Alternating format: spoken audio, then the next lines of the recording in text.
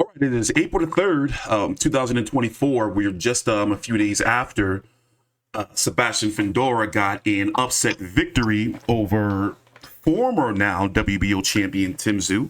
Sebastian Fundora is now the full WBC champion and WBO champion, and there's been a lot of controversy, well, actually during the fight and after, regarding the rematch, regarding when it would happen, if there was a rematch clause, but you're going to have to wait until later on in the video, because before we talk about that, we got to talk about everything going on in Australian boxing, like what's going on with Skye Nicholson, who's fighting for a title this weekend on the undercard of Richardson Hitchens versus Gustavo Lemos. We got to talk about the Moloney brothers, and of course, Loma versus Kambosos, which is the next huge big Australian fight coming up. Jamel Herring just lost a split decision over in Australia, not even a half an hour ago. And basically, we're going to start there. So, I'm TstreeT Controversy with Fight View 360 with my colleague Big J on the line. And first, let's jump right into things. We both watched the Jamel Herring fight versus Jackson John England. And what do you think about the fight? Personally, he's now 24-5 with 12 KOs. Jamel Herring is 38 years old. This was supposed to be the fight that was really supposed to really kickstart his career back again. But he lost. He's now lost 3 of his last 4. Shakur Stevenson, Jermaine Ortiz. Then he went, he fought in New York in basically a clubhouse show where he stopped at Nicholas Molina in round number 1. And now he lost a 10-round split decision to Jackson John England in a very, very, going to straight say it, boring fight. Your thoughts on the fight? Well, you pretty much wrapped it up. It was a very, very boring fight. I mean, I was struggling to stay awake. If it wasn't for Barry Michael's commentary, I would have fallen asleep. Yeah, very, very boring fight. Not really, as Barry Michael said at least a half a dozen times, there's nothing in this fight, because there literally was nothing in the fight. It was like watching a chess match. Literally like watching a chess match. Very, very dull and boring fight. But yeah, I would have expected. But then again, obviously, Jamel Herring at 38 years old has had one fight in 2 years. Obviously, it's all caught up to him, because even though he never looked in trouble at any point. I would have called it a draw at 95 apiece. I don't think either fighter did anything to actually warrant a victory. So, yeah, I think that one will be pretty swiftly swept under the carpet and everyone will forget it. Yeah, no highlights at all. No. And Jackson England can't exactly say, I went out and beat Jamel Herring. Well, no, not really. So I would have called it a draw, and it will be quickly swept under the rug, and I don't see... Well, put it this way, Oscar Valdez ain't going to be, unless he wants a piss-easy defence, ain't going to be calling up Jackson England any time for a fight. Real. So by the way, remember, England had lost to Liam Wilson December last year. That was exactly what I was going to say. I mean, how the fuck did he even get this fight in the first place? The global title, that's a top 5 ranking, because as we recall, Tszyu had that belt for like 5-6 fights. Yep. So that global belt is basically below the world title. It's the belt below. So yeah. How did someone that lost even go in the running for that? I can see Jamel Herring, because he's a former champion. Yep, no problem there. But Jackson England lost his last fight. So how the hell was he? Well, it's safe to say that he wasn't Jamel Herring. This was not a fight he was supposed to lose. He was supposed to win this fight to be the WBO global champion, to get back into the mix. Exactly. Yeah, win convincingly, because come out here. But remember, Americans don't do that flash in Australia. Yeah.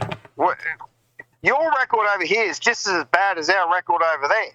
So besides Devin Haney, there hasn't really been that many Americans that have come here and been successful. But also, what we talked about before we got on is that it goes for any country. If you're a foreigner going over to another country, it's going to be very hard for you to get a close decision. It just doesn't happen.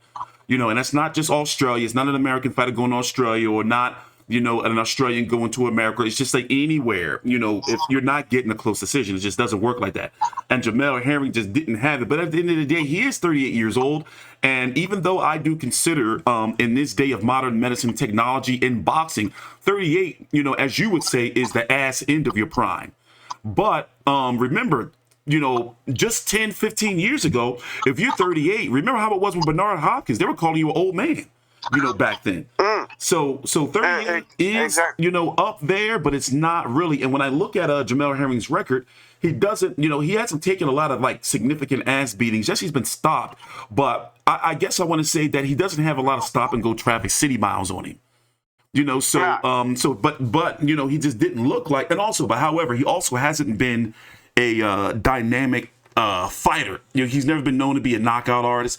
He's never been known to be like a really fast guy. He's just been known to be a boxer.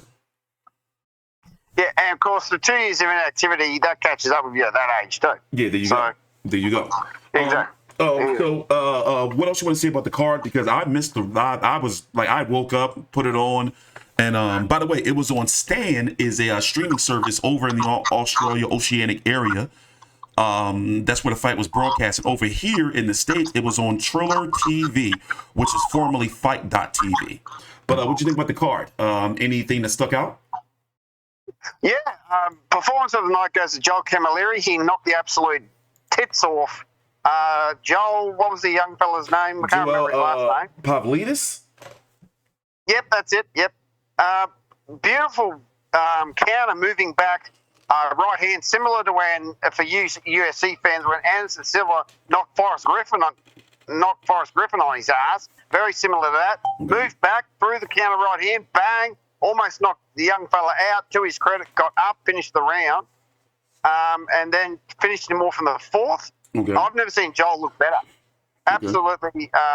Physically, he looks absolutely fantastic because he works with the Zoo boys now. He's been with Camp Zoo for a while. And I think there's a lot of fights out there for him. There's still Wade Ryan, who recently just had a draw with Takeshi Inoue in Japan. He could fight Mick Zerafa, Hardman. They've been dancing around each other for a while. There are plenty of fights out there on the domestic level, but I think the way things are going, I think one, maybe two fights for Joel and then go overseas because I don't think he's ever fought overseas. Okay. So get off that domestic scene and go overseas. But I've always wanted to see the Wade Ryan fight. That's a very interesting, entertaining domestic fight for both those blokes. So I've always wanted to see that. Same with the Mick Zerafa fight. But yeah, I think the Wade Ryan fight would be very entertaining. That's if Wade wants to fight at middleweight because Joel's campaigning at middleweight now. Yeah. So I never knew there was an Alex Leopai Jr. He made his debut today on the card. Very, very lucky to get away with that decision. I thought it was a draw because it was like watching a 21st century version of Ali Frazier where the smaller bloke just kept on headhunting up and Leopai just let him hit him. He had his head on his chest. He was banging his body. Bang, bang, bang, left hook to the face. Bang. It was like watching Ali Frazier. Okay, just same lunging, sort of fight. yeah, head hunting. Yeah, body, left hook, body, left hook. And Alex Leopai ate far too many shots. So he wants, even though he's only an 18-year-old kid, he wants to learn to, A, either get out of the way, or B, he fought like Fundora. He's way bigger than the bloke, but he's fighting on the inside. Like, you're crazy, use your jab. Yeah, well, if this is his debut and it went to a majority decision, then it's going to be a rough road for him going ahead, especially if what you're saying about him pretty much not using his height. Yeah, well, he was, he's 6'4" and 120 kilos, so he's a big, big boy. Yeah. Use your height and your reach, young fella, otherwise you're just going to fight. These young stocky blokes will knock him on his ass quick as light. Yeah. So yeah. But yeah, I thought he got a gift. I thought it would have been a draw. All right. I thought that would have been. It was 2 rounds apiece, clear as day. Okay. But they gave him the nod.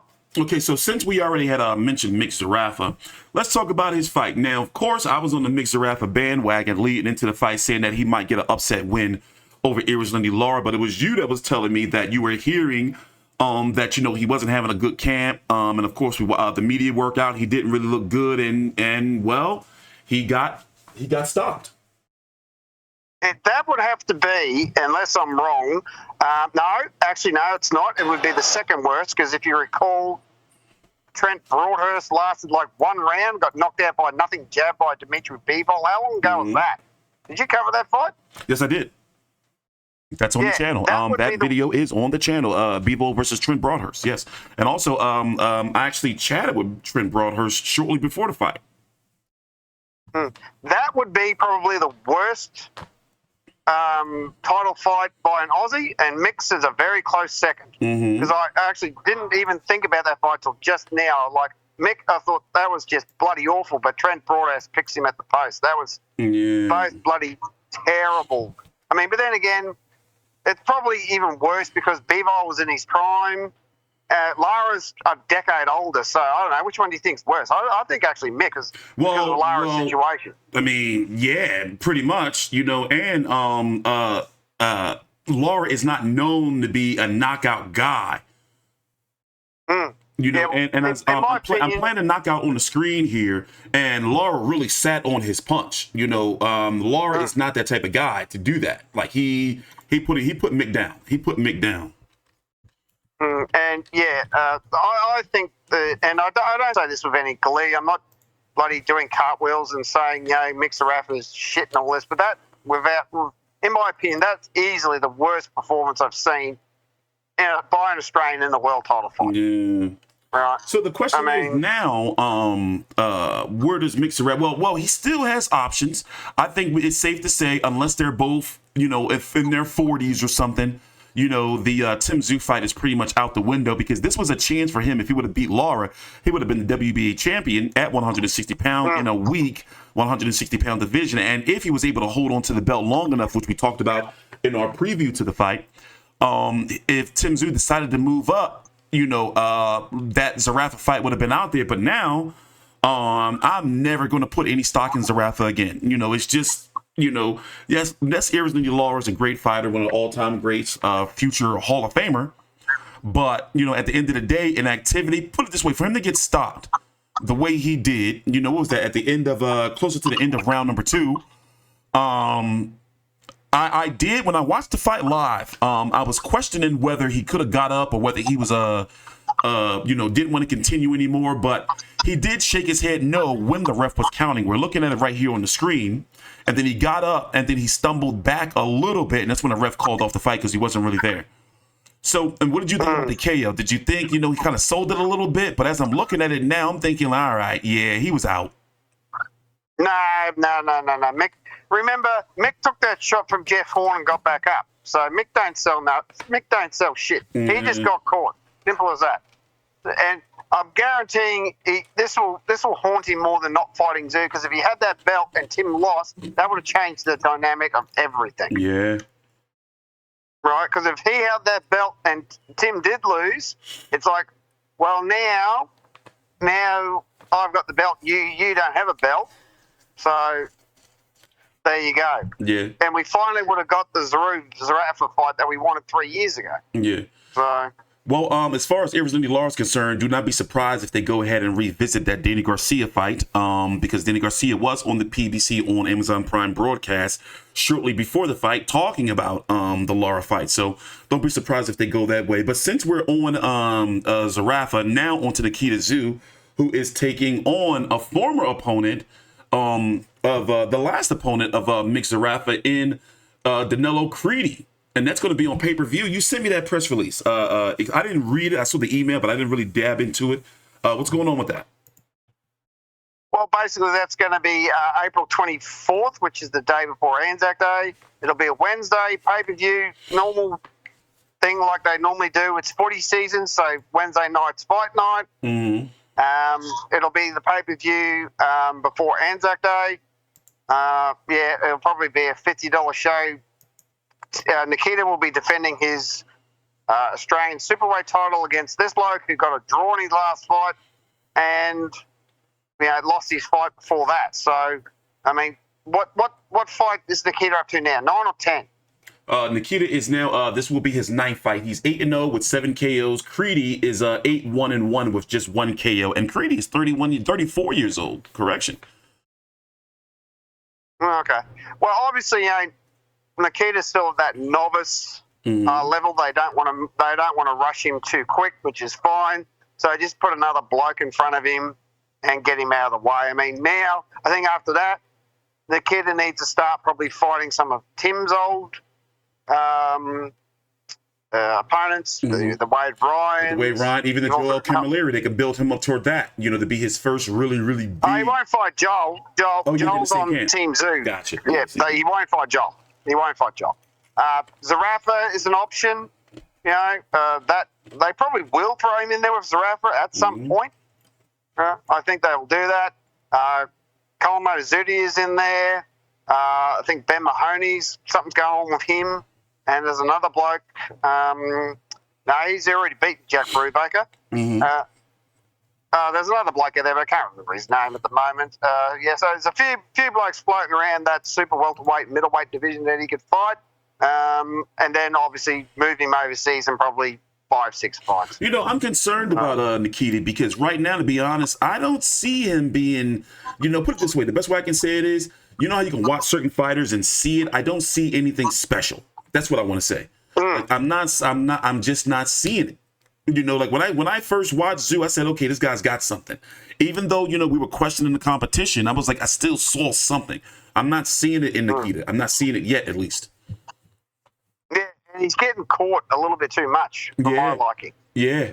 It was about 3 fights that, he got caught with some clean shots. Not just clean shots, but like concerning shots. Yeah, so he got Jack Brubaker had him in trouble. Didn't Ben Horn had him in trouble too, right? Yeah, Ben Horn had him in trouble. Dylan Biggs, I think, knocked him down in the first round, but then he got up and kicked the shit out of him. So, there's an area for concern there, but I think, he'll just get better as he goes along. Yeah, well, and also the fact that they're just like, we talked about it last week, but we didn't do a video on it, is I feel they're kind of limiting him by putting his fights behind a paywall on pay-per-view. He's already pay-per-view already. And we do understand that Main Event over in Australia has No Limit has that pay-per-view deal, but with certain fighters, you want to build their exposure as much as possible, and he should be fighting on Fox, in my opinion. To expose him to, the biggest audience. But putting him behind a paywall where you got to pay $50-$60 for his pay-per-view, I just think that's I don't think that's helping him in the long run in building his profile. Yeah, true. And but you got to remember, as long as he's Tim's brother, he'll be just fine. Yeah, well, there you go. But at the end of the day, remember how Tim was when he came to his father. My name is Tim. When everybody was saying, Costa Tszyu's son. So in reality, that's actually a funny thing because they don't refer to Nikita as Kosta's boy. They refer to him as Tim's brother. Exactly. That's the point I'm trying to make. Yeah, exactly. I couldn't agree more because they never say Nikita, son of Kosta. They say Nikita, brother of Tim. Exactly. So what I'm saying is, they need to start separating him and giving him his own legacy because he's going to be in the shadow of Tim. And Tim, right now, actually, we can say that Tim, because one thing I've noticed about this pay-per-view, is Costa's name wasn't mentioned very much. Like literally not. No, they don't. They don't really need to mention his father anymore. No. Let me ask you a question. Who the hell's been fighting for Tim more for them to stop calling him the son of Kosta, just calling him Tim? Who was that? Main Event. Sorry? What, you talking about some Main Event? No, it was fucking me. Remember how much... Oh, yeah. At the beginning. Yeah, you're right. Yeah, I've been fighting for this kid since the Horn fight. Remember that rant I went on when I said they stopped calling him the son of Kosta, just call him Tim? Yeah. Oh, that used to piss me off. They don't do it as much as with Nikita, right? They just go Nikita. Very, very rarely they'll chuck in brother of Tim because they already know he's his fucking brother. Yeah. So, yeah, but yeah, they mention cost you less and less, and they don't need to because, you know, yes, he's they're their own men. They can have, they've got their own identities. They don't need to live They don't need to live in the shadow of their father anymore. Not that they ever really did. Mm-hmm. So yeah. So, by the way, take your time out, like the video, subscribe. You can follow me on Twitter at TstreeT Controversy and Big J at Old Make Big J. So we still have many topics for you. We're going to talk about what's next with the Moloney brothers. Skye Nicholson, who's fighting for her first full world title. She's the interim champion right now for the WBC. That's going to be this weekend against Sarah Mahfoud, or Mahfoud. I forgot how to pronounce her name, but anyway, we'll get it right. I think Mahfoud's right. Yeah, there you go. Right. We're going to talk about, of course, Loma versus Kambosos, which is getting here very fast, which Big J is going to be getting to. And we're going to wrap up the video. If you want to fast forward, up to you. We're going to be talking in a deep dive about Tszyu, the rematch with Fundora, rematch clause, the manager's controversy of Fundora, Samson Lukovitz, Terence Crawford, the WBO, ordering them to fight, Errol, Spence, everything. So take your time out, please. Like the video and subscribe. So let's go ahead and move on to the Moloneys. So I saw that, correct me if I'm wrong, but one of the Moloneys' opponents have been changed. Like I think it's Pedro Guevara. Andrew's opponent. Andrew's opponent has been changed. I think the original opponent got injured, and now they're fighting for the interim WBC 115. Yeah, so we've said it before, and we've talked about it. The Moloneys cannot ever say that Top Rank has not been pushing them. No. As they talk about in wrestling terms, when wrestlers get a push, meaning that the company gets behind them, and they've been getting fights and title fights too. Like, I don't know, even like from all organizations, whether it's a WBC, WB, or WBO, they've been getting their push. Andrew is 33 years old, 26-3 with 16 KOs. His opponent, Pedro Guevara, is 41-4-1 with 22 KOs. 34 years old from Mexico. Biggest fight of his career was against Carlos Caldras. As I'm looking at his resume, nobody really he fought Kenshiro Taraji back in 2017. That was a long time ago. But no real. He fought Casimiro as well. Lost to him via split decision. So the guy's got some experience in a very dangerous fight just by looking at it. I just feel this is a dangerous fight for Andrew Moloney. So Andrew, as we talked about, I hate to say it this way, but I'm going to go ahead and say it. I feel that Jason is the more skilled of the brothers. Well, I'll tell you what, Jason, and tell me if you agree. Jason is, I can say, the stronger, the more powerful of the brothers when it comes to in the ring. 27-2 with 19 KOs. And Andrew, yes, he does have 16 KOs with 26 wins. But I just feel that Jason is the more dynamic of the fighters. Does that make sense? Absolutely. We've always said that. So, and that's the reason why Jason's got a belt around his waist and Andrew doesn't. Yeah, there you go. So it's simple as that. Mind you, Andrew still has the biggest screw job in boxing fucking history to his name. And the less said about that, the better. But yeah, Jason, we always felt that Jason was the one that was a little bit better. I mean, there's no huge gap between them, but Jason's the more fundamental of the pair. And I think most people would agree with that. I mean, they're both great boxers, but Jason edges his brother a little bit. And Jason's resume, I think, is probably a lot better than Andrew's, right? Mm-hmm. I think that would be a fair comment, because Jason's been in the far more bigger, significant fights. Yeah, so that's going to be Manuel Rodriguez, Inoue, what was old matey beat? Vincent, whatever his last name was? Astrolabio. Exactly. He's had a successful defense against Saul Sanchez. Mm-hmm. So Aston Palicte, Joshua Greer Jr., he even got that Manny Rodriguez in a fight a lot of people felt he should have won. So, the better resume, definitely.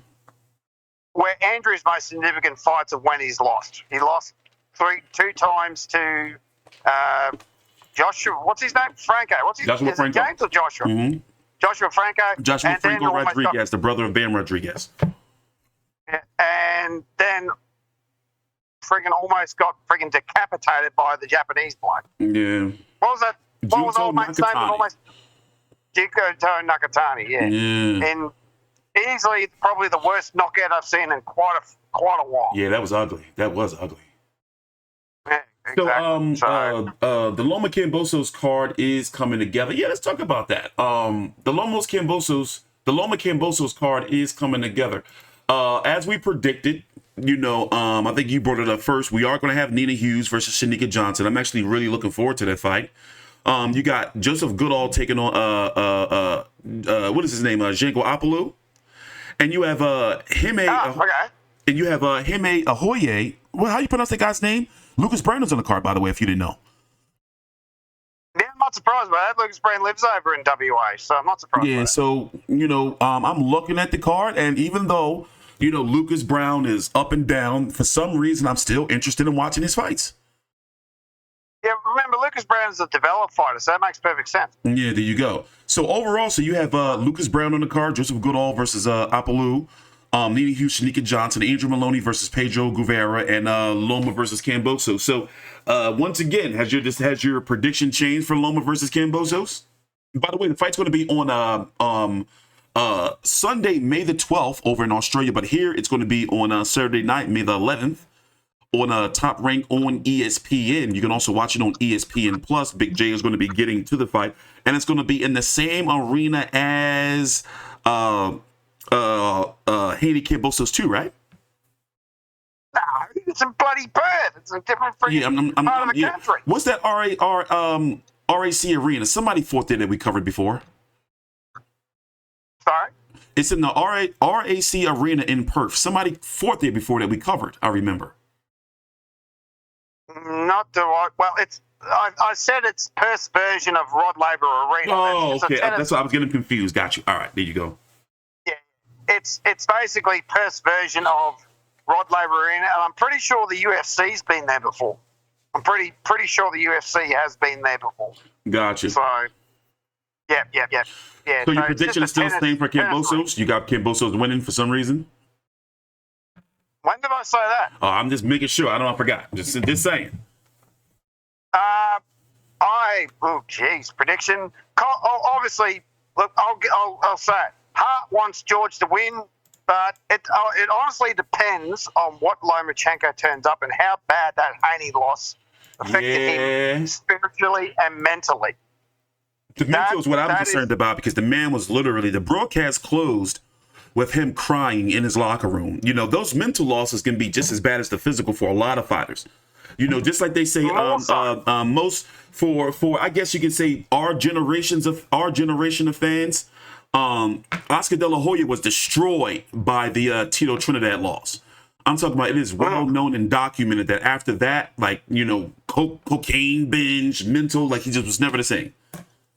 So I'm wondering, I'm not saying the same would be for Lomachenko, but a mental loss, definitely can destroy a fighter as much as a physical loss. So yes, that's a concern. Well, exactly. Same thing happened to Jeff Fennick when he got screwed over in the States versus Zuma Nelson, number one.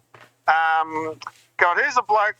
Skinny Hussein, when Pacquiao, not Pacquiao himself, but the ref openly admitted 20 years later that he fucking over. I remember that. That Skinny Hussein never really recovered from that. So he should have won that fight, but the ref blatantly said, "Nah, fuck you, I cheated. I wanted Pacquiao to get up." Yeah. So, and by the way, guess who Manny Pacquiao's manager was back then? Samson Lukovitz. But go ahead. Yeah. So, those mental losses do far worse than the physical losses. Yeah. So, prediction, I'll give one after. Obviously, I want George to win, but I'm going 50-50 at the moment because I haven't seen what Lomachenko looks like. And when I see him in person, I'll be able to pick pretty quick what's his state like. Yeah. So I'll wait until I actually get over there and I'm standing pretty close to him. All right, and I'll see what his demeanor's like. Well, one thing You'll be able to pick it up real quick. one thing we've learned about Lomachenko is after a loss, after a defeat, he comes back better than ever. Now, however, Lomachenko is, and once again, we talked about it earlier. He's only 36 years old.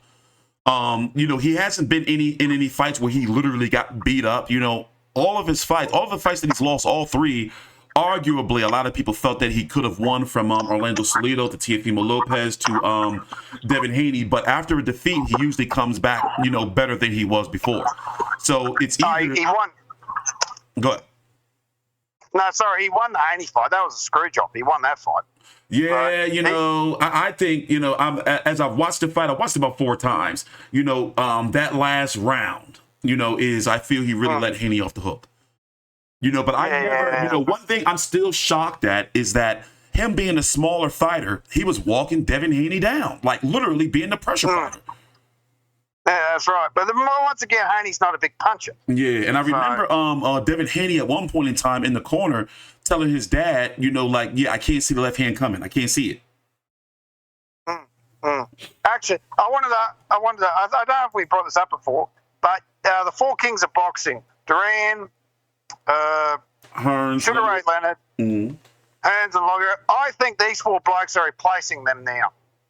But here's Kambosos, the thing. Loma, Haney, Lopez, because they've all fought each other. They've all won multiple titles.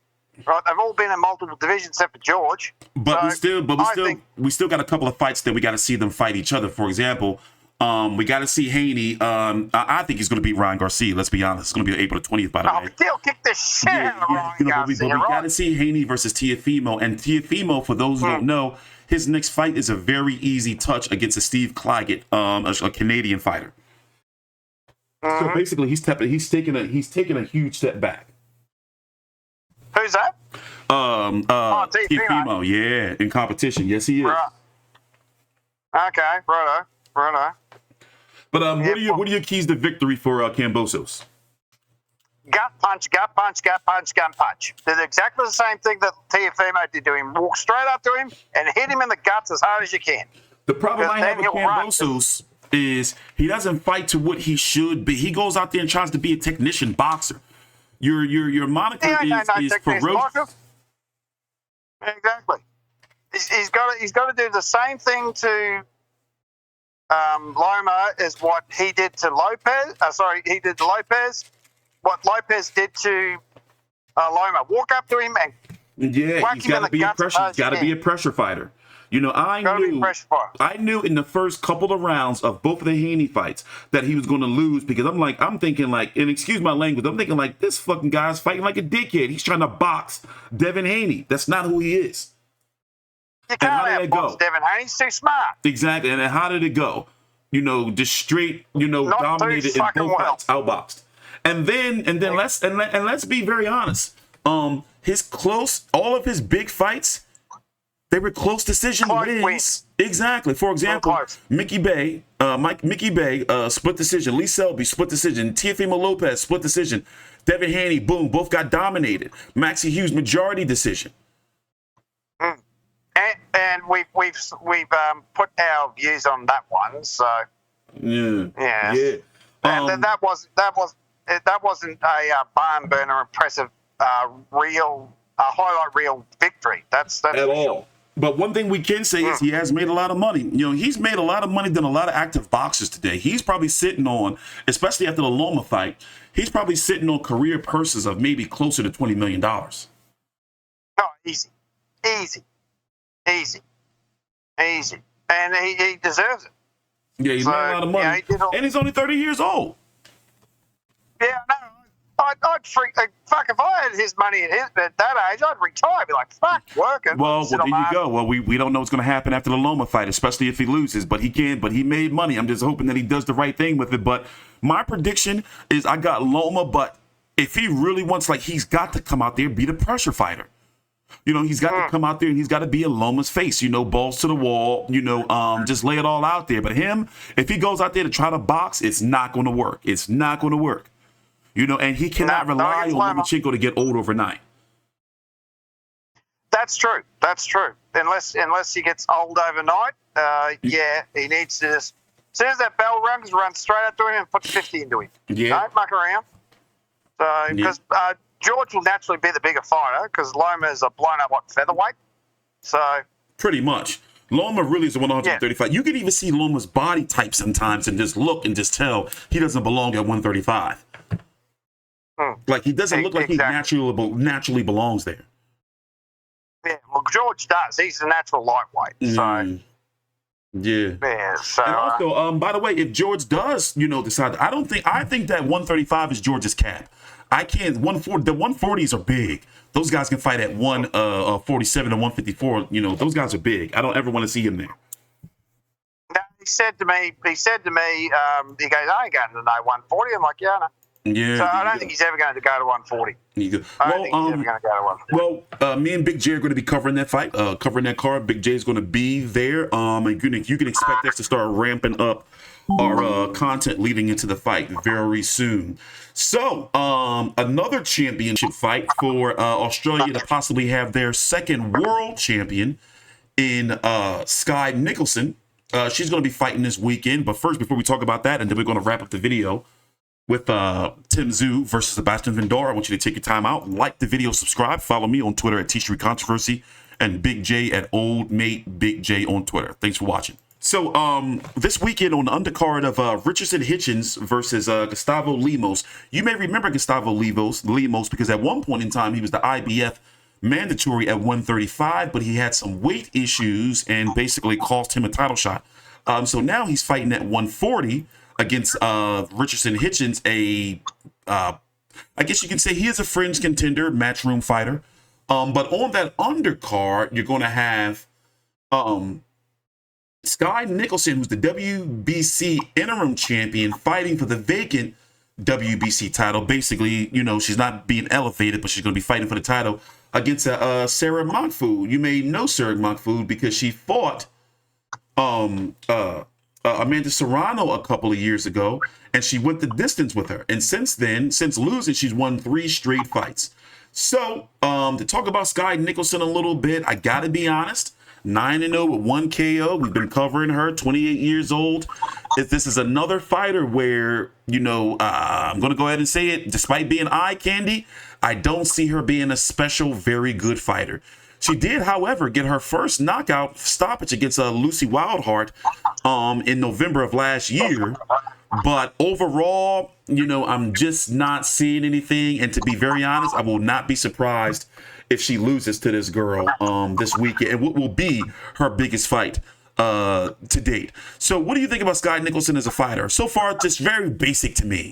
Your thoughts? Very, very basic. Still got that terrible amateurish style. Jab, jab, move the right hook. Jab, jab, move the right hook. I've always said it. The second that girl runs through a good counter puncher, she's going to get sat on her ass. Mm-hmm. Yeah, so very, very easy to figure out. I don't know how anyone has not figured her out so far. I really don't. But once again, an Australian world title, Vegas, fucking no chance. Yeah. No chance. No. Here's an interesting stat. Go ahead. Oh, sorry. No, go ahead. Do you know how many Australians have won world titles in America? Oh, let them know. Oh, I do. Right, I did the research the other day. 3 guys. Mm-hmm. Jeff Deepman Harding versus Dennis Andrews back in 1989 WBC light heavyweight title. George versus Lopez, we all know about that. And Jason Moloney when he beat old mate last year. That's it.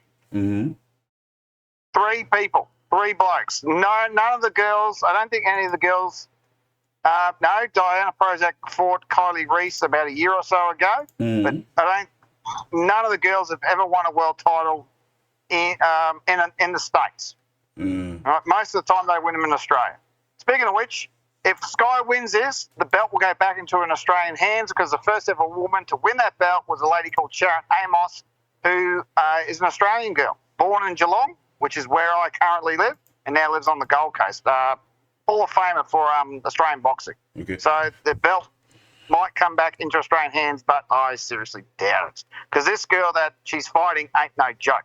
The only person to beat her is Lara. Yeah, and we wouldn't be doing our viewers justice because obviously they're probably going to bring it up in the comments anyway if we didn't briefly mention those rumors with her and just flat out Eddie Hearn. And it may be one of the reasons why if she does win, if it's a close fight or any close fight she may be in, that people are going to straight look at him as like, it's because you're whatever with your promoter. So those are well-known, established rumors, and they've never been disputed by either side. So that's something that we have to bring up. We wouldn't be doing any justice to it. We have to just address the elephant in the room. Personally, I don't give a shit. They're two consenting adults. They can do whatever the fuck they want. Bloody best of luck to them. Don't care. But on a business side of things... Exactly. Go ahead. I'm listening.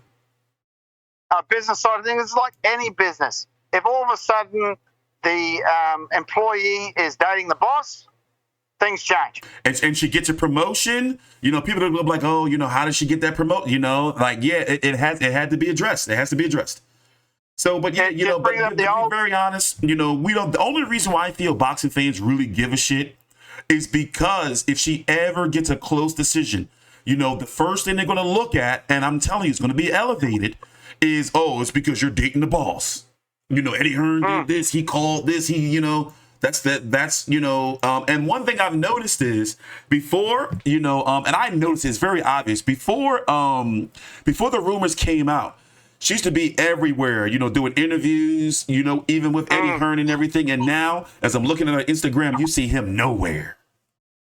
And on social media, you see him nowhere. But, once again, it's not about, we're not going to be some gossip bullshit page, but when it comes to boxing, just like we say, he only got the decision because it was his promoter with this, his manager with that, which we're going to talk about with Tim later on.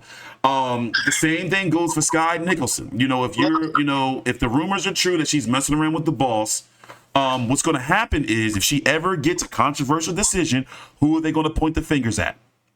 Eddie Hearn. Simple as that. Well, people would say her whole career, she only got that because she was involved with Eddie. So it's relevant to the boxing news that we're talking about, and we wouldn't have been doing the viewers and listeners justice if we did not bring it up. But overall, I got to be honest, I would not be surprised if she loses this weekend to Sarah Mahfoud, because for one, I just don't see anything special about Skye Nicholson. Like the skill set, I just don't see it. And plus, she's an Aussie fighting in the States, especially in Vegas, and the stats say she got fuck all chance. Fuck all. Yeah. So, exactly. So the stats and the history, as you said, you mentioned many times of Australian boxing. Yeah, exactly. Our record is abysmal in America. Yeah. For fights in general, title and non-title. As I said, there's only been 3 people to ever win a world title. Jeff Dittman Harding's the only man to defend his world title in America, right? Everyone else went over there. Guedel got screwed. Sam Solomon blew his knee out, lost. Tim lost. Who was the other bloke? There was another guy that lost his title. Can't remember. Some other bloke. Actually, no, Lyle Rose defended it twice in the States, but that's going way back to the 60s. But yeah, so the history and the stats are not in her favor. Absolutely not. Yeah, and goes right into the next topic of Oscar Valdez and Liam Wilson. I'm still disappointed in Liam Wilson. It's more heartbreaking. Actually, no. Yeah, it is more heartbreaking than Mick. I don't know which one's worse, but they're both pretty hard. Well, Mick got stopped early, and a lot of people didn't really have any faith in him. But this is now the second fight of Liam Wilson where he let the fighter off in some way, shape, or form. In this case, he was fighting the fight that he should have fought, and then for some reason, and he acknowledged it in the post fight that his heart. He tried to be a Mexican-style fighter, coming out with his sombrero, and tried to stay in the pocket with a well-known dynamic power puncher, pressure fighter, and got stopped. Like, I don't get, and he admitted it. He admitted that he fought the wrong fight. and he went southpaw for some stupid bloody reason. He's got a great left hook. Why the bloody hell would you go? Every time he went southpaw, he got in trouble. It's like, stay orthodox, you silly bugger. But what anyway, was he thinking? Who knows what he was thinking? I mean, you've got to stick to what keeps you keeps your advantage, and he took all his advantages away when he went southpaw. It was like, you bloody idiot, what are you doing? Yeah. So, but anyway, I mean, I know I said in the last video he should stay southpaw. Sorry, correction. He should have avoided it. He should have avoided southpaw. He's an orthodox fighter who's got a great left hook. He needs to have that orthodox stance, use the left hook to his advantage. But anyway, I don't know what's going to happen with him because I just see one of those guys. He looks like one of those guys that'll get to the dance, but he'll, bridesmaid, what is it? Bridesmaid's never the bride. Yeah. He looks like one of those blokes. He's gonna have two decisions that are gonna haunt him now. Yeah, and that sort of shit plays as, once again, once a fighter loses their spirit or their will, they're pretty much fucked. It doesn't matter how physically well they're doing. Once their will to fight goes, because these losses, as I said, they hurt worse than knockouts, because knockouts like, I got caught, okay, whatever. Yeah, and training camp, they don't have the same energy going into camp. Then it lingers on into the fight, and then they just never be the same. And the thing is, once again, talking about Top Rank, they've given him 2 prime main event slots on American television. Both of which he should have won on our biggest sports platform, and he shit the bed twice. Twice. So what do you think? What do you think's for him? And he's 28 years old. I'm guessing they're going to try to go back to rebuild again for a few more fights, because there were 2 fights between the Navarrete and the Valdez fight. Well, here's what he needs to do, which is exactly what Australian boxing needs to do in general: fight overseas and fight top 10 fighters. Stop going straight from the domestic scene to the world title scene, because you'll get your fucking ass kicked. Yeah. Right? The Aussies are notorious for doing it. They do the domestic scene. They fight 1 or 2 Southeast Asian taxi drivers, right? And then they just shoot right up to the title. Exactly. And then they have 10 fights, 15 fights in Australia, go overseas, have a title shot by some miracle. How the hell they got one in the first place, beyond me. And then they get their asses handed to them because their resume wasn't good enough to get to that fight in the first place. They need to start fighting top 10 contenders overseas. They need to do exactly what George did. Look what George did. He fought 1, 2, how many former world champions in a row before he fought Lopez? 2, 3? Yeah.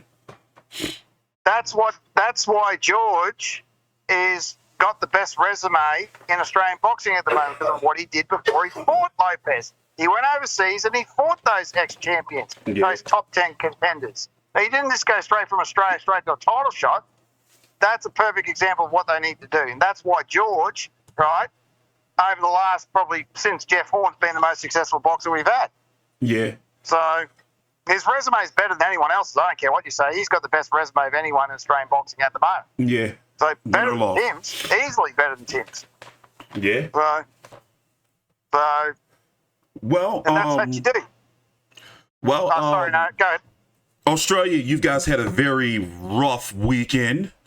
Fucking terrible weekend. Three title fights with 4 titles on the line overall.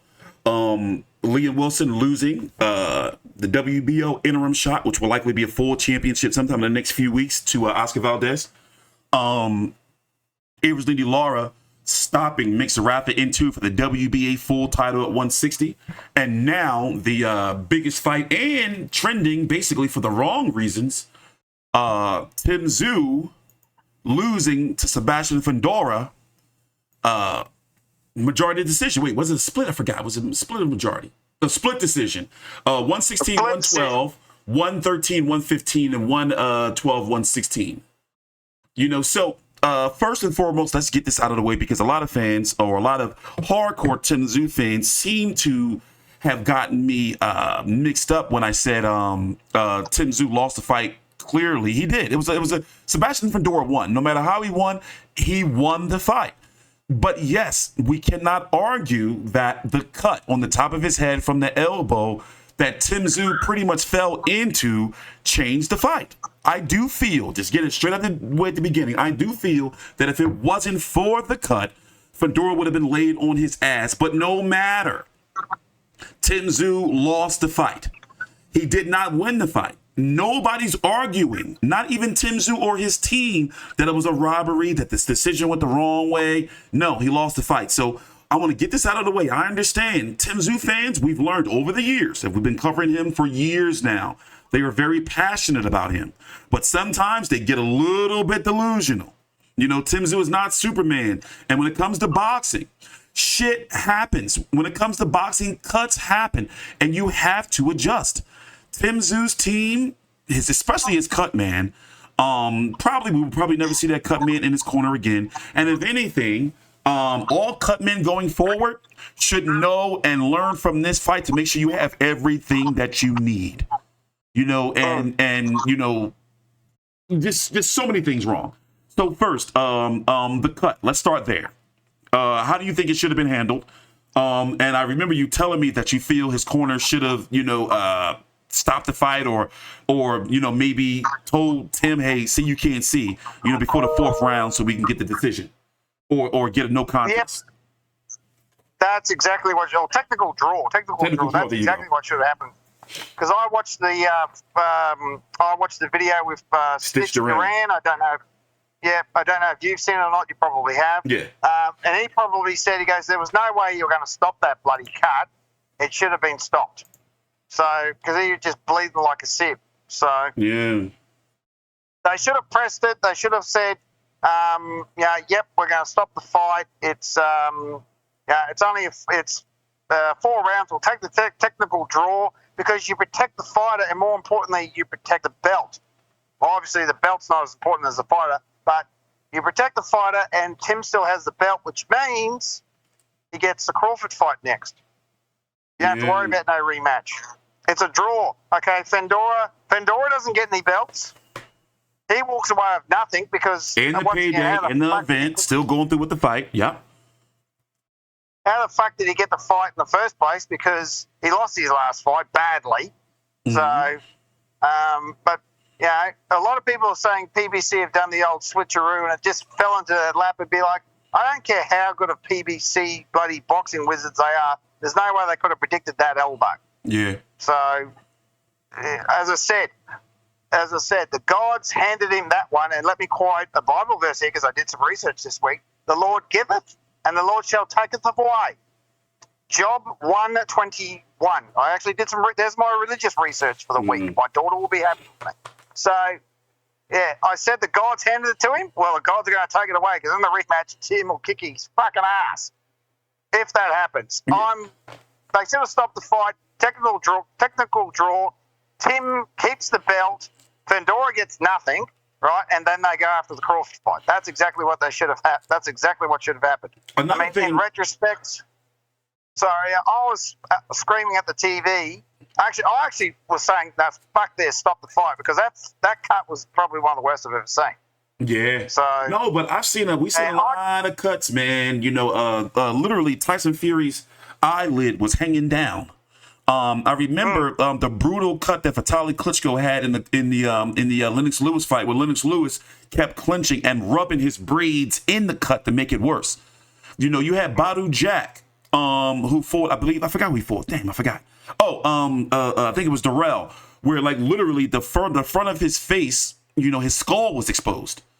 So we've seen. And Cherneka Johnson. There you go. Cherneka Johnson. But cuts are a part of the sport. That's why you have a cut man. But as I have the cut on the screen and the stitches, you can see the way the cut is, that it was right there on the top of the head where it had no choice but to run into Tim's eyes. Yeah, and the physician, I mean, Tim's got his own bloody doctor. I can't remember his name, but he's a guy with that awesome looking mustache. Why didn't he say, nah, fuck it? Or why didn't, I know the ring physician asked Tim, can you see? And Tim said, yes. You should have said, no, I can't fucking see. Fuck it. So yeah, but that's not Tim. One thing we can say about Tim is he's not a pussy. Because a lot of other fighters would have been like, oh, I can't see. Let me get up out of here. Yep, keep my belt to get my payday. The event went through. Boom. It's not my fault. No, it's not Tim's fault, but sometimes you need to fight smart, not hard. Yeah. Tim fought hard and it didn't pay off. Yeah. So you can't doubt that, like, Tim said himself, he goes, he doesn't like this generation of boxers. Most of them are pussies. I agree with that because they all dodge each other. It's all money. It's all this bullshit. Tim doesn't fuck around. He doesn't care. Right? He doesn't give a shit. He's an old throwback fighter, old school, whatever you want to say. The fella does not fuck around, and neither does his brother. They will fucking smack the shit out of you, give him half a chance. That's what I like about him. He doesn't fuck around. Yeah. Right? But sometimes you need to fight smart and go, you're bleeding like a fucking sieve. You're probably going to need a blood transfusion. Fuck it. Live to fight another day. Right? And, protect the belt. But, I mean, we could go on for hours debating this, but... Just what we noticed is once he was cut in round number 2, just one clinch or one little, just brush against the cut, it just started gushing again. Exactly. And Fundora did enough to win the fight, but it wasn't exactly an overwhelming victory for him either. No. Well, he won the fight off of just using, for finally, as we talked about, many times, and a lot of fans have criticized him before, is he used his height. And he has a jab. He actually has a jab. It's not much of a jab. Yeah, but it was enough. Here's the thing. If he was shorter, obviously he's not, and woulda, coulda, shoulda. But, the jab, I feel that with his height and the jab, that's his most dangerous weapon. Because he was able to use that 80-inch reach to keep Tim, even though Tim, was blind and not able to see, whatever the case may have been, still that jab was enough for a guy that height to be able to keep a fighter off of him. And he used it because every time he would fire the left hand, it wasn't really with any authority. Yeah, he hit Tim with some good shots. Never buzzed him, never hurt him, but it was mostly the jab and the distance and the ring generalship that kept Tszyu at bay. But regardless, as we talked about, it was a straight by win for Fundora. It wasn't a dominating win. And with the way the fight was going, you have to only assume that if he wasn't injured with the elbow to the head, and it was not intentional. You've been seeing people saying it's intentional. If you look, there's replays all over social media. You can clearly see it was not intentional. Who the fuck's been saying it's intentional? No, people. I'm telling you, if you read the comments from some of these them Tszyu hardcores, man. Fuck off. Yeah, it wasn't. You can clearly see it. That he ran his head in. He was ducking down, and he ran his head into his elbow. You couldn't have done fuck all about that. Yeah. So intentional, my ass. Freak accident. Freak accident. So nothing you could have done. So moving on April Fool's this Monday, the WBO ordered that that Sebastian Fundora and Terence Crawford enter negotiations starting on April the 5th, this Friday. And they have until the 25th of April, it is now the 3rd, to have a deal done, to have a fight scheduled, within the next 180 days or so. So before leading up to the WBO news, the manager and I guess you can see the promoter of Sebastian Fundora was saying that there was no written rematch clause, but a verbal rematch clause, and that Tszyu would have to wait at least, this is his words, at least one fight before he would get another shot at Fundora. Now, Errol Spence, who's never done this before in his career, got into the ring to confront Sebastian Fundora about fighting him next in Dallas this summer. Well, it looks like that is all has changed. Now, mind you, Errol Spence hasn't fought since getting the shit beat out of him by Terence Crawford last July. Terence Crawford petitioned the WBO several weeks ago to invoke his mandatory status. So for those who don't know, when you're a champion by the WBO in a lower division, and you move up to another division, you automatically become the mandatory challenger. So what's going to be interesting is just Tuesday, After Monday, the WBO ordered Fundora versus Crawford. Tuesday, the manager, promoter, Samson Lukovitz, says that they're going to honor the rematch clause for Tszyu and basically saying he can have it immediately when he's ready. So I guess what I'm trying to say is something happened that we may not ever get the answer to where the manager, promoter, I keep saying this, let's just say Samson, did a whole backflip to basically say, okay, yeah, Tszyu can have his shot next. So the point I'm trying to make is I really strongly feel that in some way, shape, or form, Lukovitz, they tried to shaft Tszyu. Bad business. Oh, absolutely. Bad business. You know, they wanted to go on to Errol Spence because they've said, you know, Errol Spence, it'll be in Dallas in front of 90,000 people. Big money. We have to maximize the profits for the fighter. And he even had the nerve to say that Terence Crawford, you know, doesn't really deserve the shot because he don't bring in any money or whatever. Just basically tap dancing around the whole situation. So now, all of a sudden, I don't know if it's because of Tszyu's team, because Glenn Jennings has come out to say recently over on Fox over in Australia that there is a written rematch clause with a timeline on it. So normally, if a promoter or a company releases a press release to all the media, that means something went wrong. He's basically saying, "Hey, here's my written, pretty much apology. No, this is what's going to happen." So the question now is, they're saying that Tszyu, Glenn Jennings said that Tszyu had a 20-week training camp, and that he's going to need some time to go lay around in the salt water, heal, spend time with his family. And what have you been hearing about? They're saying the fall, but when you think about it, it's a cut on the top of the head. It's not like an eye, it's not like the nose, or anything. And I'm wondering, why do they need that much time? They need to get back out there and, like, stitches for a cut on top of the head. That's not going to take that long to heal. And then if it does open again, you will be relying on another freak accident to open it up. I think that they need to get back. I think they need to get Fundora back into the ring as soon as possible. Exactly. They need to get back in the ring by July. Don't fuck around with the PBC politics, as they see what happened with the Charlo fight. And they already know now, PBC has shown their cards. They won Fundora versus Spence. That's exactly right. But well, I'm very interested to see. I mean, I'll believe the rematch will happen when both boys are in the ring and the bell goes ding. That's when I'll believe it will happen. Especially for the WBO. I read an article. Big man? Especially for the WBO. Exactly, because the WBA will strip Fundora's ass, give it to Crawford, and he'll fight Josh Kelly or Erickson Lubin. Yeah. So that's because Crawford will go, oi, I want to fight by July. I don't give a rat's ass what Tszyu's doing. And he'll be on a year layoff by that time. Exactly. So he'll be fighting in June. He'll be fighting in July against somebody, right, for the vacant title, and Tim will have to rematch Fundora for the WBC belt. Yeah. So that's pretty much what's going to happen. I read an article today that they're looking at doing it in Sydney at the entertainment centre, which I don't know why. I think they only hold about 8,000 people. I mean, a fight that big. But if it was for both belts, that's probably 30,000, 40,000. I have a hard time seeing Fundora, PBC sending him over there with the belts. I have a hard time seeing that. Well, exactly. So do I. So, especially with PBC's new Amazon Prime deal. You know, it's for stateside. I have a hard time seeing that. Exactly.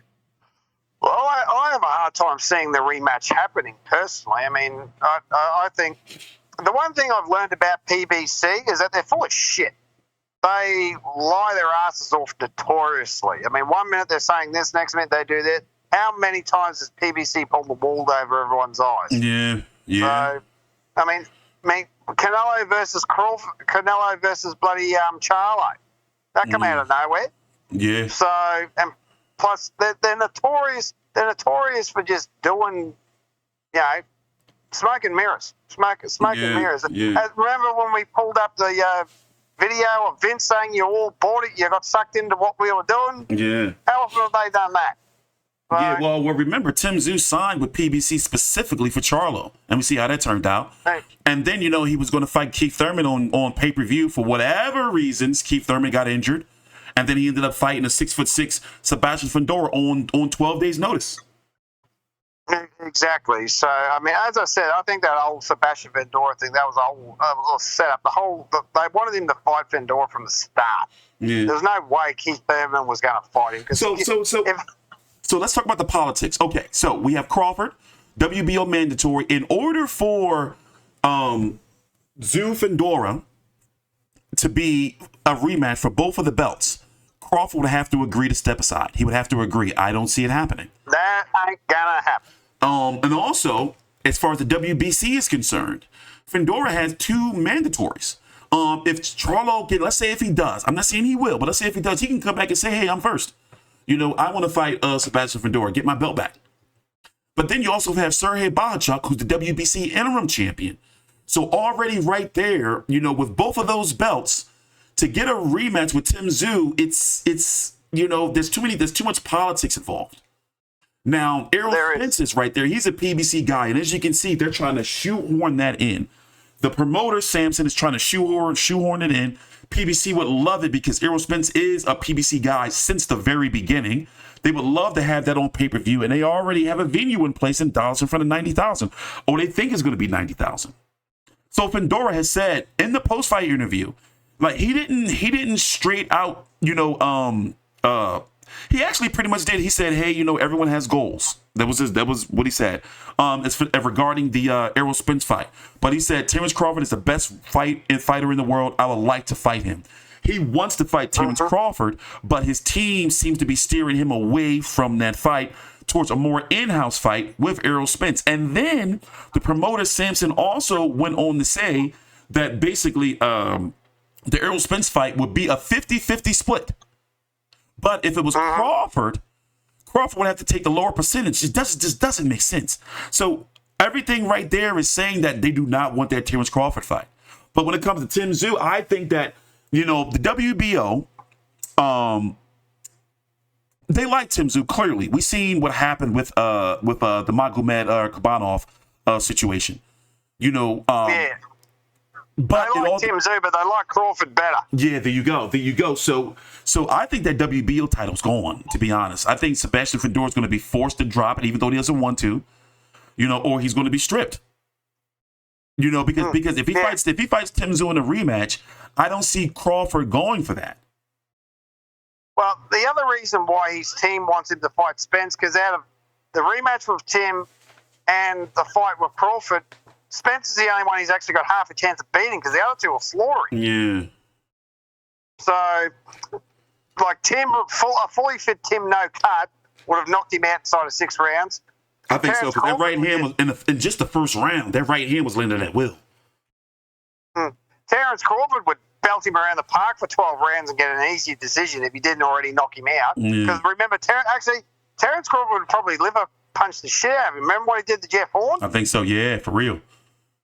Fundora's liver's right there. Terence Crawford would annihilate his liver. So he'd win by body shots. Yeah. So, and his team knows he ain't beating those two. The only chance he's got is to beat up poor old Errol Spence, who's been through how many car crashes?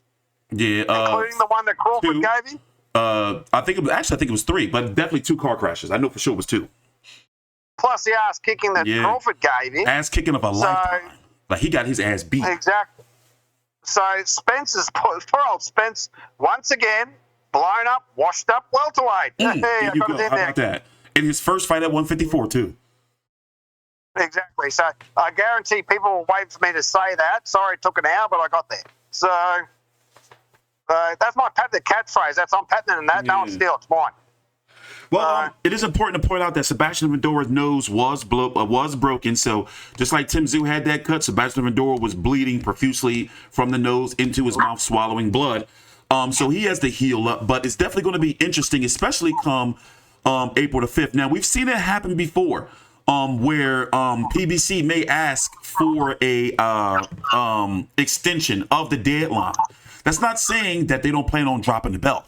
but they may ask for an extension just to try to figure things out. But I do not see Terence Crawford stepping aside unless it's a significant amount of money for him to step aside and possibly fight Lubin or Josh Kelly for the interim, and then fight the winner of Fundora, Tszyu too. But we're really waiting to see what Tszyu is going to do, because he's been off. Now the immediate rematch is there. And if they're smart, which they've seen that PBC has already tried to shaft them, they need to take that rematch as soon as possible. Because the way Samson was describing it is that he would get a shot at Fundora, but then Fundora would have to beat Spence. And if Spence wins against Fundora, then there's no rematch for Tszyu. And if Spence gets his hands on that WBC and WBO belt, he's going to give Crawford and Tszyu the runaround. Like we saw what he did with Crawford. For years, he was giving Crawford the runaround. So I do not, to be honest, I don't think it's going to be good for the division and good for boxing if Errol Spence gets that fight against Sebastian Fundora. And we can already see how fans were reacting to the news on social media. Like, they don't want the fight. They're looking like, how could Spence just jump the line? He ducked the Terence Crawford rematch at 147 to all of a sudden try to jump up to 154 and get a shot at the belts before him. Doesn't make sense. Yeah, exactly. Fuck off, Errol Spence. Yeah, doesn't make sense. Yeah, it was a very shady and dodgy move. Yeah, exactly. It was bloody embarrassing is what it was. Yeah, and he called out, and you never see Errol Spence get in the ring to call out Fundora. He's supposed to be the big fish, quote unquote. Fundora should be calling him out, and Fundora doesn't even want to fight him. He wants Terence Crawford. Well, exactly.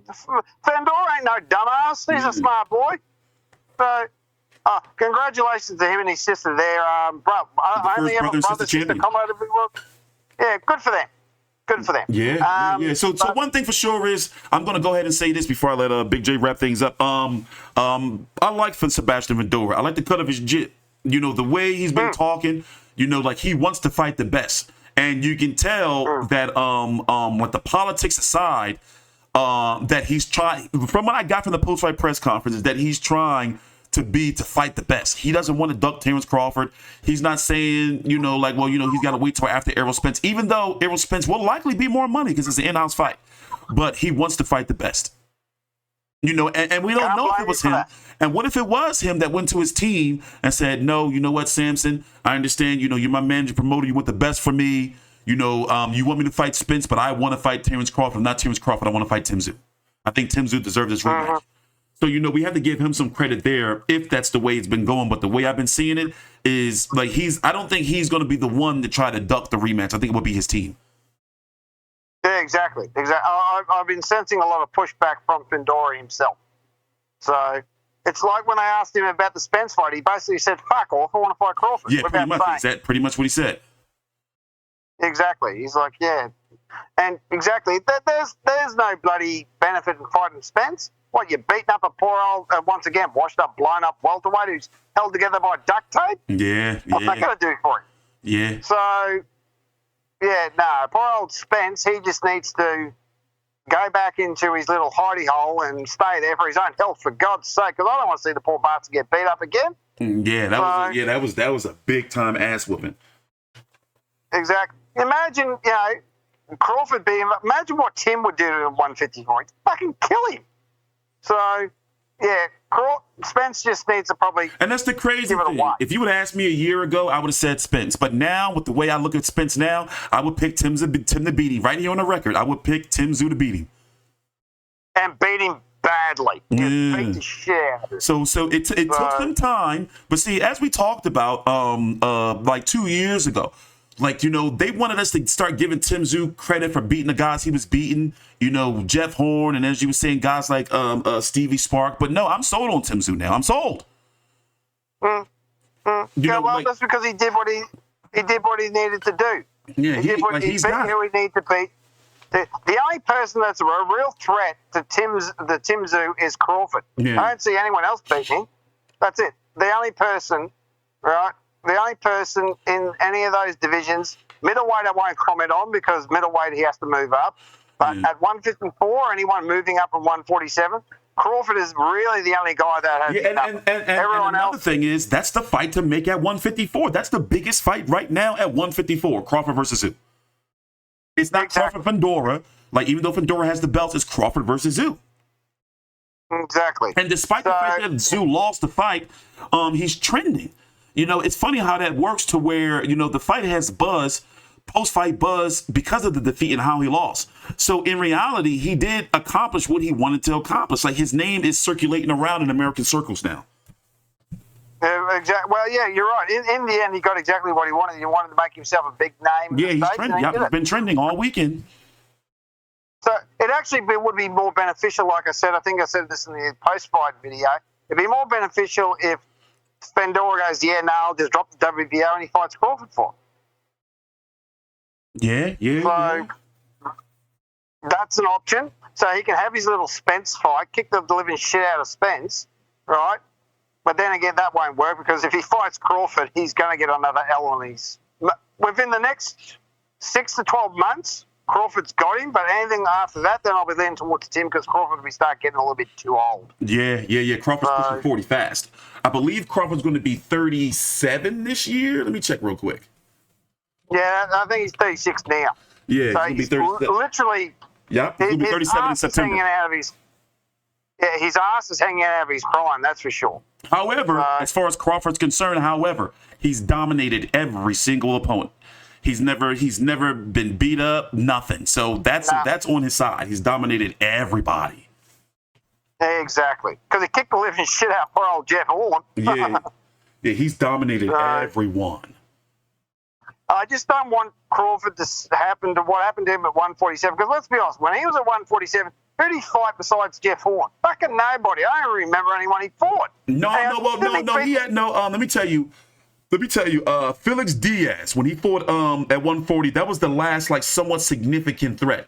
Everybody after that, for example, the last time he went to a decision was in 2016 against Victor Postol. I covered that fight on pay-per-view, and guess what? He danced around that fight. He didn't engage Victor Postol. He could have stopped him if he wanted to, but he fought John Wayne Jr., Felix Diaz, Julius Ndangu, Jeff Horn, Jose Benavidez, Amir Khan, Aglidas Kavalauskas, Kell Brooks, Sean Porter, David Evernessian, and then Errol Spence. And the reason why he couldn't get fights, it's well known that PBC froze him out. PBC, just like they had the 154-pound division, they dominated the 147-pound division after Mayweather retired. Dominated. So they wouldn't send their guys to fight Crawford because they could make their own in-house fights. So he had to fight just what was out there. So when he beat up Errol Spence, he took out all that frustration on Errol Spence. This is going to piss a lot of people off. Crawford's better than Mayweather ever was. Deal with it. I think so. Yep. I'm going to go ahead and say it. Crawford's a two-time undisputed champion. Yes, Floyd never become undisputed. So if you want to come after me in the comments, fucking go ahead. I'm saying they're going to come after me too because I'm saying it because it's not just the skill set and the fact that he hasn't been really allowed to fight the guys because so look at it like this, right? Errol Spence cleaned up his side of the street, fought all the PBC guys, Danny Garcia, Sean Porter, your Dennis Ugas, beat all of them, and then Crawford beat the shit out of him. So what does that say? Exactly. He beat the man who beat the man. Mayweather's a pussy that ducked everyone anyway, so fuck him. Yeah. Closing thoughts? Once again, fucking awful weekend that we do like to sweep under the carpet, but you got to take here's a positive for Mick. His video got more views than what Tim one's did. Yeah, so, there you go. How about that? There's a positive. Yeah, how about that? Poor old Liam Wilson, he knows that he fucked up, but hopefully he'll get back. I mean, as I keep on saying, you can't count anyone because of Sam Solomon. He won a title at 40. Yeah. So, I mean, these guys aren't even 30. I mean, Mick's barely 30. Tim's not even 30. How old's Liam? 26, 27? Yeah, 28. They're still kids. They got plenty of time. Well, compared to us, because we're in our 40s now. These are still young men. They're in the thick of their primes. They'll be fine, just as long as they don't keep fucking up. Yeah, they'll be right. So Mick, Joel Camilleri, I'd like to see him that fight, or Wade Ryan. There's still fights out there. I dare say at some point, probably within the next 12 to 18 months, they'll throw Nikita in front of him. All right. Tim gets the rematch, kicks the shit out of Fundora, then fights Crawford while Crawford mucks around fighting Josh Kelly or Lubin or somebody, because he's not going to sit on the shelf for too much longer. Yeah. All right. Loma, George 50-50 because I don't know. I have to see Loma up close to make my thing. Yeah. Skye, I mean, okay, if she wins, if she wins. If she doesn't, I don't think she will. I mean, stats are not on her favour. Despite everything else that's helping her, the stats aren't in her favour. Mm-hmm. Who else did we talk about? The Maloneys. Sorry? The Maloneys. The Molonies, yep. We forgot to mention Jason's fighting in Japan. When is that Inoue fight that Jason's on? May, I saw that. I think it's May the 8th. Let me pull it up again. Yeah, I think it's I forgot the to week mention the guy's before name. Loma thing. He's fighting Yoshika Taki. Yep. That should be an interesting fight. Yeah. I think that's about it. I think we've talked everyone's ears off. Yeah. Also, let me say this before I forget. There is another significant fight in the 154-pound division this weekend. I checked as late as yesterday. There is no stateside broadcaster or UK broadcaster for Bakhram Murtazalia versus Jack Kuke. IBF title fight at 154, a fight that's much bigger now than it was 2 weeks ago. Because right now with the 154-pound division, as you know, of course, Sebastian Fundora has 2 of the belts, WBC and WBO. Israel Madrimov, a matchroom fighter who's fighting on Saudi cards, is the WBA. And Murtazalia and Kuke are going to be fighting for that vacant IBF. So you can guarantee that all promoters are going to be looking at that fight to try to throw money at them. Not for the fighters, but for that belt, because that belt is very highly coveted for political reasons.